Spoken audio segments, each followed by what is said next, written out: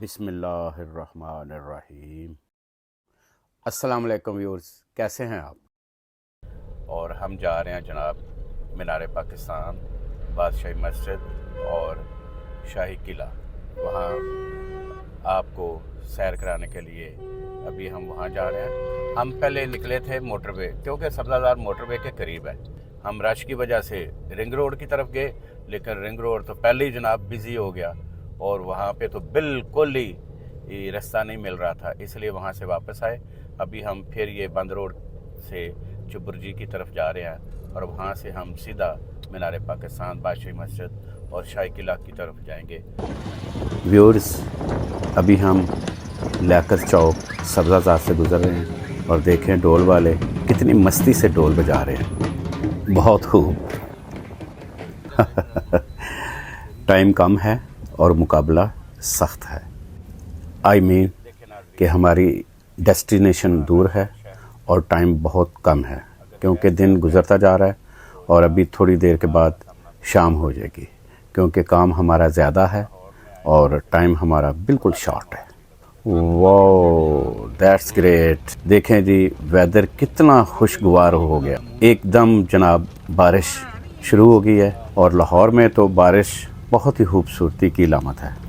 ولی جعفری ماشاءاللہ لاہور میں ڈرائیونگ کر رہے ہیں اور بالکل کوئی پتہ نہیں چلتا کہ یہ پنڈی اسلام آباد سے آئے یا لاہور کے ہی ہیں۔ لاہور کا اثر ہے ویسے۔ لو جناب، لگتا ہے کہ بارش تھوڑی دیر کے لیے آئی تھی، جہاں پہ رش زیادہ تھا اسی جگہ پہ بارش برسی ہے۔ چلو اچھا ہو گیا ہے کہ ہماری اٹینشن جو ہے نا وہ ادھر ڈائیورٹ ہو گئی ہے بارش کی طرف، کیونکہ ہمیں تو بارش بہت ہی خوبصورت فیل دیتی ہے، کیونکہ ہمارے شہر اسلام آباد میں تو ہر تیسرے دن بارش ہو جاتی ہے۔ تو جناب ابھی ہم آگے ہیں چبرجی۔ یہ لاہور کی ایک بڑی ہی شاندار اور مقبول یادگار ہے۔ چبرجی کے بعد ہم گزر رہے ہیں گم شاہ کربلا اور حضرت داتا علی حجویری رحمۃ اللہ علیہ ان کے سامنے سے، کیونکہ مینار پاکستان اور بادشاہی مسجد کی طرف جاتے ہوئے یہ ہمارے لیفٹ سائڈ پہ رستے میں ہی یہ مقامات آتے ہیں، اور یہاں سے اچھا ہے کہ بندہ سلام کر کے گزرے ان بزرگوں کو۔ یہ دیکھیں جی، یہ داتا صاحب کے نگری میں ہی یہ ساری چیزیں بک رہی ہیں، اور سامنے دیکھیں یہ اوور ہیڈ برج، اور یہ کیسا تاروں سے بندھے ہوئے یہ برج ہیں جو کہ مینار پاکستان کی طرف جا رہے ہیں۔ اب یہ مینار پاکستان کے باہر چنا چاٹ والے ہیں، بڑا ابھی بھی منہ سے پانی آ رہا ہے، اور یہ روح افزا، فالودہ، کلفہ، یہ اور یہ مختلف اسیسریز ہیں، گلاسز ہیں، کیپس ہیں، اور یہ بچوں کے لیے گفٹ، جو بھی مینار پاکستان آئے گا یہ گفٹ ضرور خریدے گا تاکہ بچے بھی خوش ہو جائیں۔ یہ بھی بچوں کے لیے، یہ اس کو کہتے ہیں ہم کیا، وہی، اور یہ کون آئس کریم۔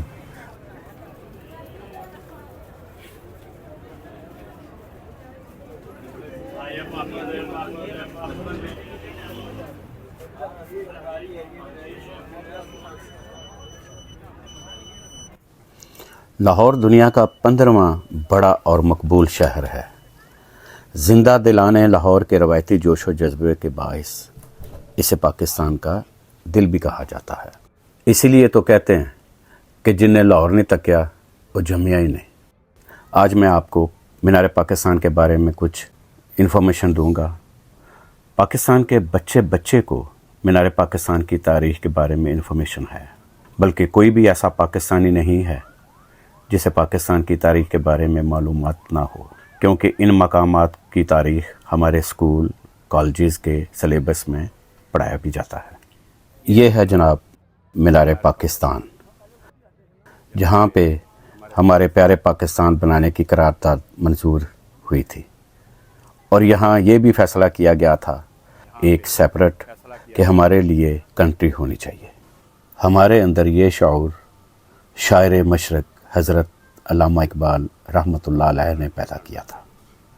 اس کی تفصیل کچھ इस तरह से है कि 23 मार्च सन 1940 को ऑल इंडिया मुस्लिम लीग ने पहली मर्तबा मंटो पार्क लाहौर में हज़ारों मुसलमानों के मजमे में एक अलग मुल्क बनाने की बाकायदा करारदाद मंजूर की, जिसकी सदारत हज़रत कायद आज़म मोहम्मद अली जिन्ना रहमतुल्लाह अलैह ने की।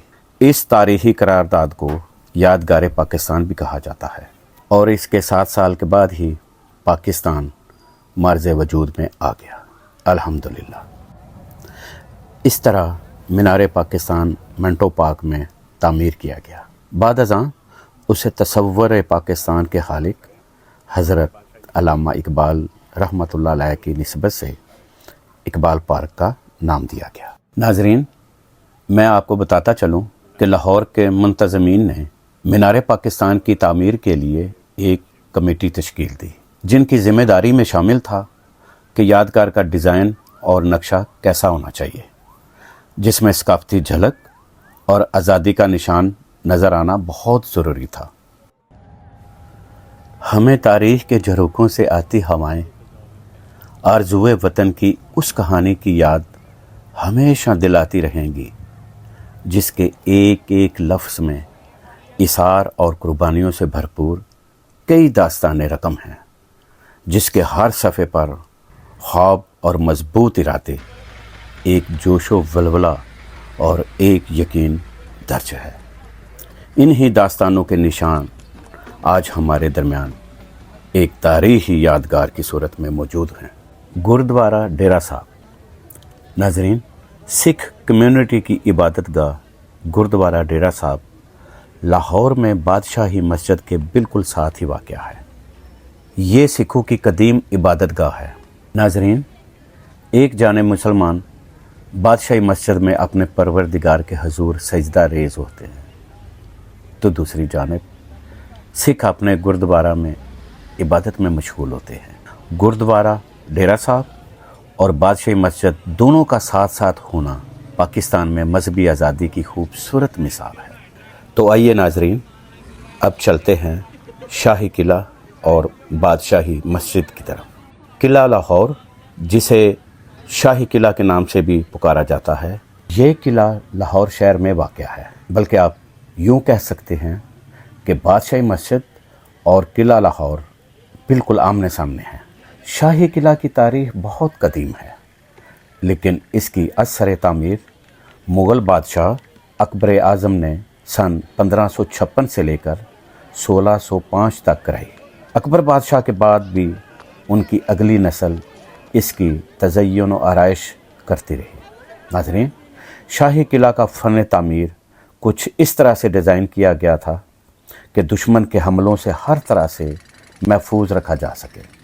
नाज़रीन, मुख्तलिफ़ अदवार में खूबसूरत से खूबसूरत मसाजिद तामीर करने का रिवाज रहा है। बादशाही मस्जिद पाकिस्तान का सकाफ़ती, सिफारती और सियाही असासा है।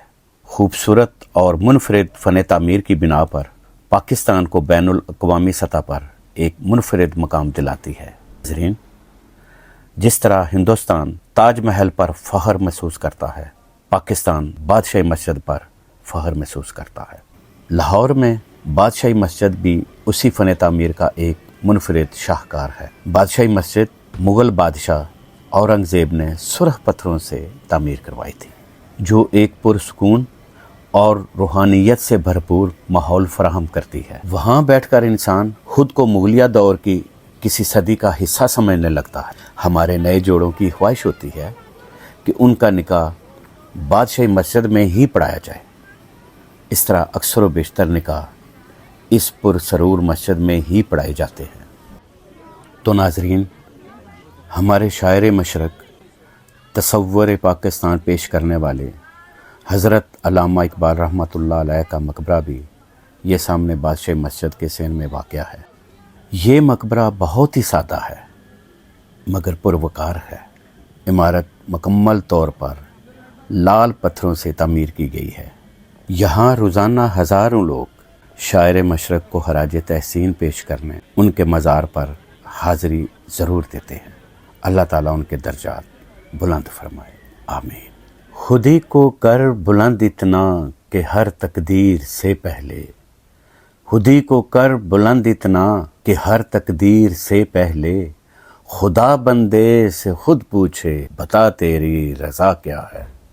ناظرین، بادشاہی مسجد کی تعمیر کا کام 17ویں صدی میں سن 1671 سے لے کے سن 1673 کے دوران کیا گیا۔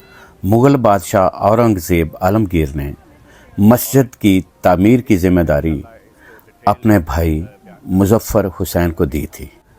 یہ عظیم الشان مسجد مغلیہ دور کی ایک شاندار مثال ہے اور لاہور شہر کی شناخت بھی بن چکی ہے۔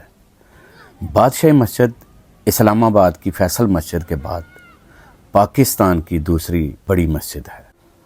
بادشاہی مسجد کی وسعت کا اندازہ بخوبی لگایا جا سکتا ہے کہ اس میں 56,000 لوگ نماز ادا کر سکتے ہیں۔ مسجد میں نماز پڑھنے کی جگہ 22,604 اسکوائر فٹ سے بھی زیادہ ہے اور اس کا احاطہ 2,79,861 اسکوائر فٹ ہے۔